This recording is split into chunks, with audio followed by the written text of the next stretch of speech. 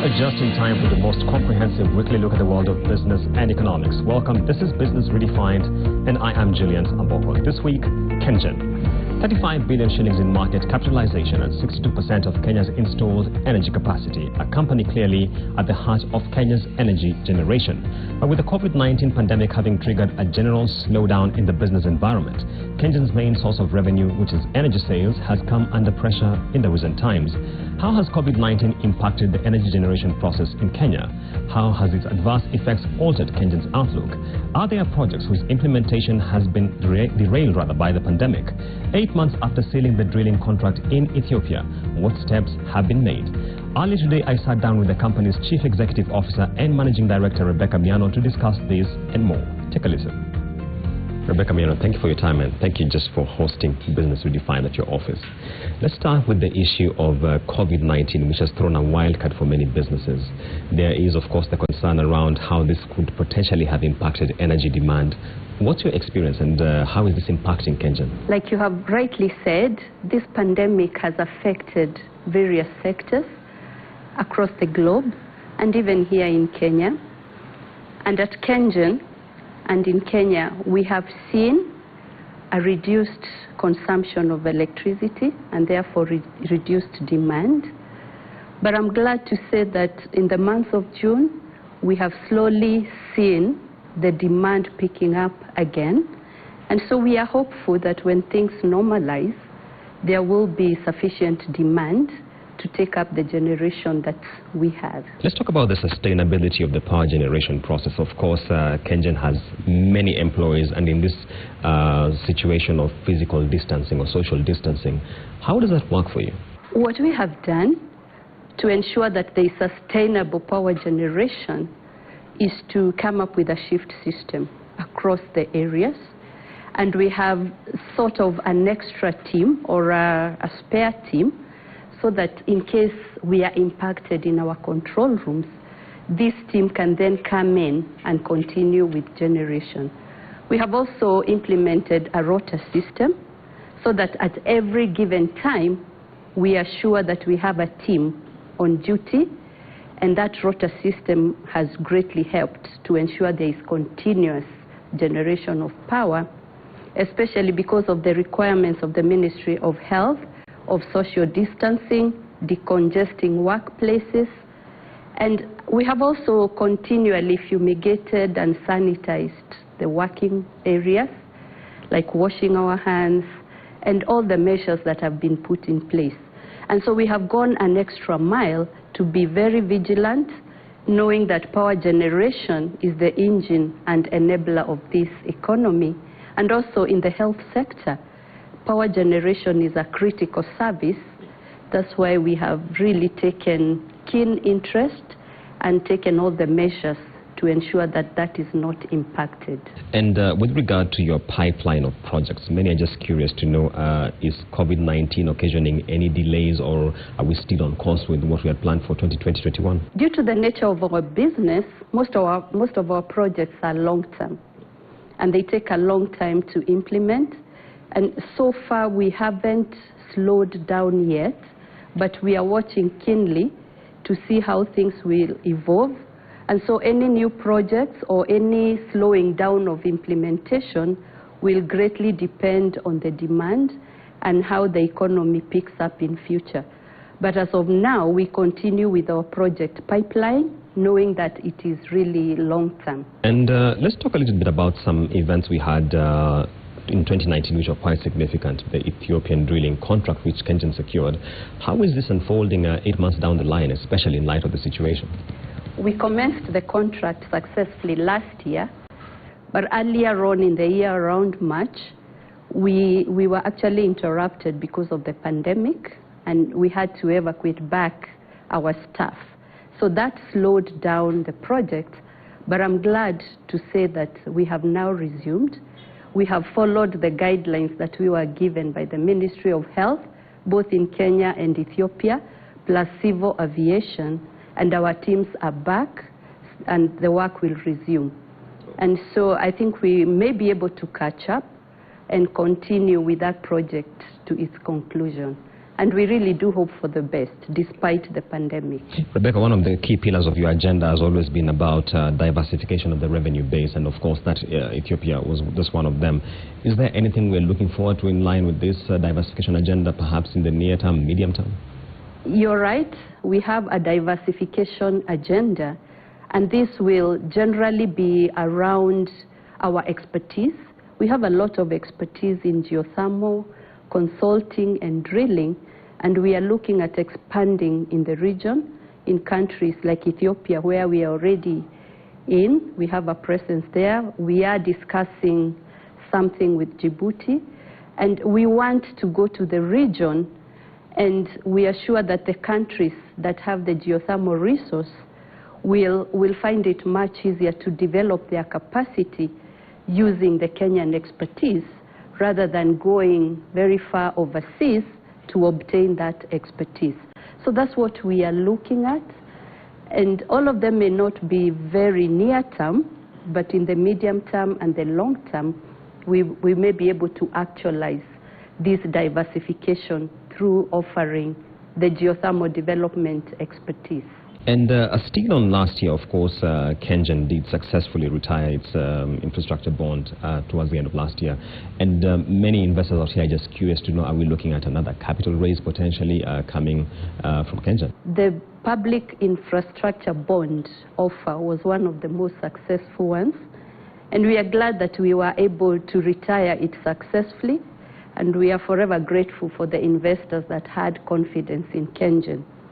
Having retired that bond, we always look forward to more activities in the capital markets. But currently, if I look at our project pipeline, most of our projects are actually funded or just approaching financial close.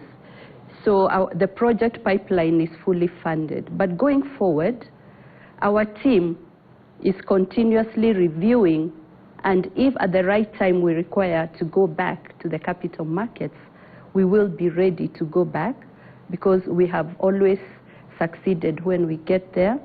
And this was demonstrated when we had the rights issue in 2016, which then gave us more headroom to get more facilities through the capital markets.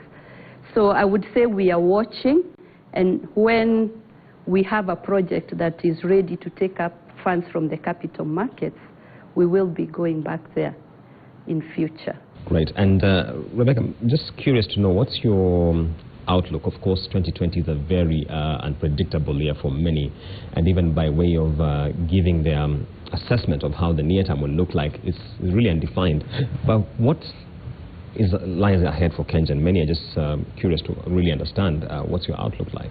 Like you have said, it is actually undefined. It's a year that has turned out to be much more different from what we projected and we had planned.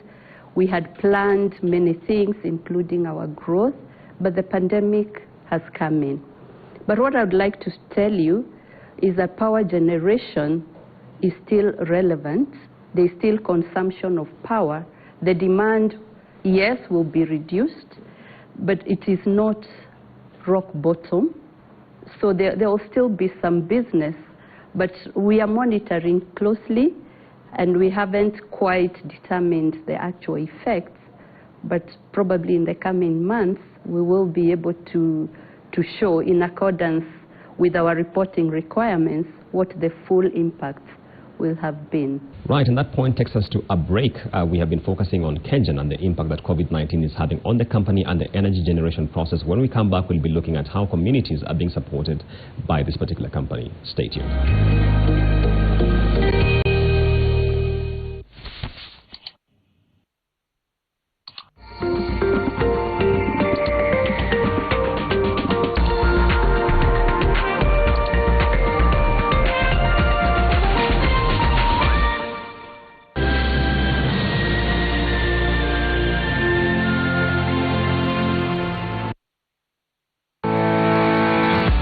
Like other countries in the world, is faced with an unprecedented crisis as a result of COVID-19 pandemic.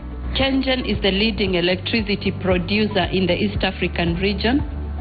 Currently, we generate a total of 1,803 megawatts drawn from hydro, geothermal, wind, and thermal. In response to the coronavirus pandemic, we have deployed mechanisms to ensure electricity generation continues uninterrupted during this period of uncertainty. We come to work for you to ensure you have reliable electricity supply even during these hard times.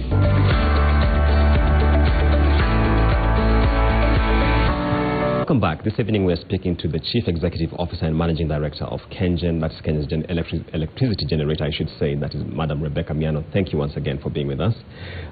Let's now look at how KenGen is supporting communities in light of COVID-19. Just share with us some thoughts in terms of what you are doing.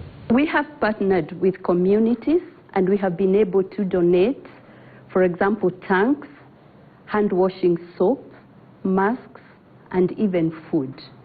We have engaged them so that we partner together to be able to come through this crisis strong, because when the community succeeds, we also succeed. We have spent, let's say, around 33 million in total, both to the national kitty and in the communities. And even today, as we sit here, we have a team that is in Kisumu, the Sondu Miriu area, just discussing with the communities, engaging them, and providing those items to the communities. We have been to Naivasha, Embu, Lamu, the Tana River Basin, and we take joy in working together with our communities. And they've also been valuable in giving their suggestions, and they've been very supportive of our businesses. And when you just look forward, because of course we've touched on the issue of the outlook that you have for the country, there is the hope that the reopening will see a resurgence in the business activity. Just how optimistic are you in terms of the outlook when you're going forward, really in the near term here? We are optimistic. We saw a really suppressed demand in the months of April. Then May was a bit modest, but we have seen an upward trend in the month of June. So everything remaining constant and being optimistic that this pandemic will be contained, we believe that in the next couple of months, we may be able to go back to the demand that we had seen in the month of February, that is just before the COVID-19. So I'm generally quite optimistic that the economy will pick up and various sectors will be able to open up again and therefore have a good uptake on the power generation, thereby increasing the demand and improving our sales. Rebecca, let's talk about Kenya's renewable energy space, and especially with a focus on the UN Global Compact where you participated in. How does that by and large now fit within the Kenyan landscape where, of course, Kenya has made significant steps in terms of the renewable energy share of the total energy mix? On June 15th and 16th, the UN Global Compact had the Leaders Summit that was very successful, and I was among the speakers. And I was honored to speak about renewable energy, not only in KenGen and in Kenya, but in Africa. And it's very good news that Kenya has one of the highest percentages in terms of renewable energy, and currently over 85% of the energy consumed in this country is renewable. So that is very good news.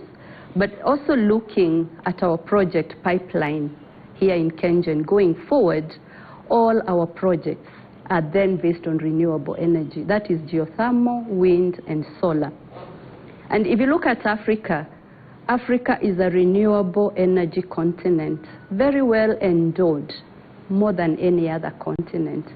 And then the advantages of renewable energy are very clear.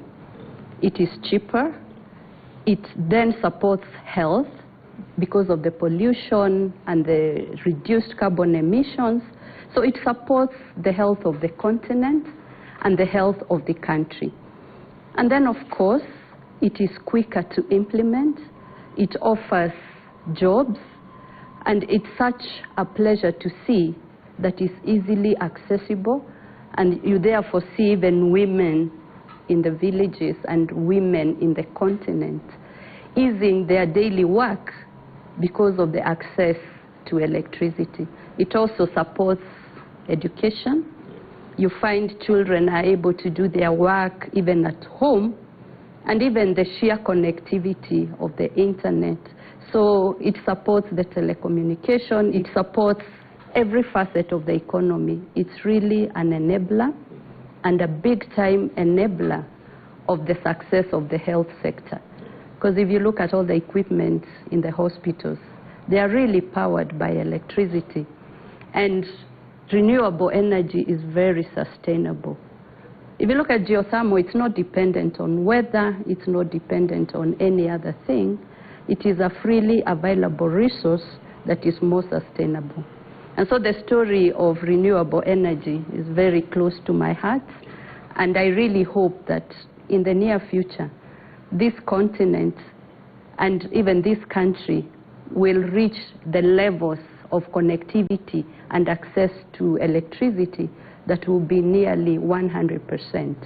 And Kenya has an advantage. One of the highest access to electricity in Africa is found in Kenya, about 75%, while the continent average is about 40%. And despite the COVID-19 crisis, the government has the vision of attaining 100% access by 2022. That may be impacted a bit or slowed down a bit, but the vision is still there of having 100% access to electricity. And speaking about renewable energy, when we were together last year focusing on a few issues around the geothermal space, Kenya had made significant strides in terms of where it sits in the global landscape. How is it thus far, or have we just maintained that position? Since then, we commissioned Olkaria 5, and that then placed Kenya at number 7. When we spoke last, we were at number 8. So we are making stride, and in 2021, sometime in 2021, we'll be commissioning Olkaria 1 Unit 6, which then will also improve our global standing. So that is a very good achievement for this country in terms of geothermal development. And just now to wrap it up really, in terms of your energy mix, we have progressively seen more focus on geothermal and less on the hydro. How is this faring on? We've had some very heavy rains this year. How is it looking like? We have had one of the highest water levels in history this year. And the importance of hydro, one, is that it is cheaper, it is sustainable, and we use the hydros to really stabilize the grid.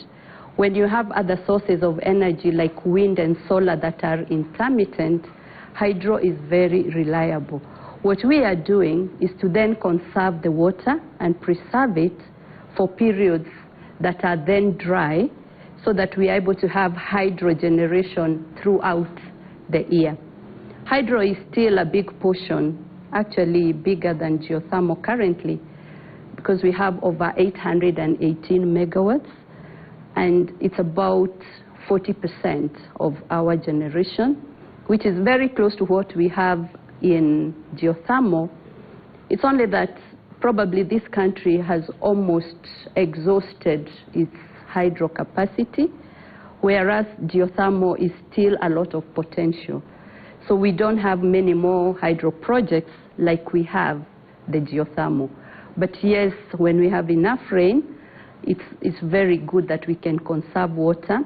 And the dams also help to reduce the flooding downstream by holding much more water that could then have just flown to the Tana River and the Tana Basin. Of course, the spa is quite an asset for Kenyan, and many would just want to know how it's faring at this particular point. The geothermal spa, of course, is one of a kind in Africa, said to be therapeutic.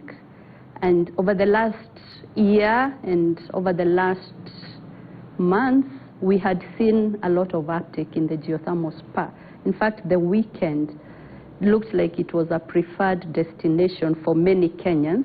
But because of the COVID-19, we then discontinued, and we actually closed the spa because of the health issues.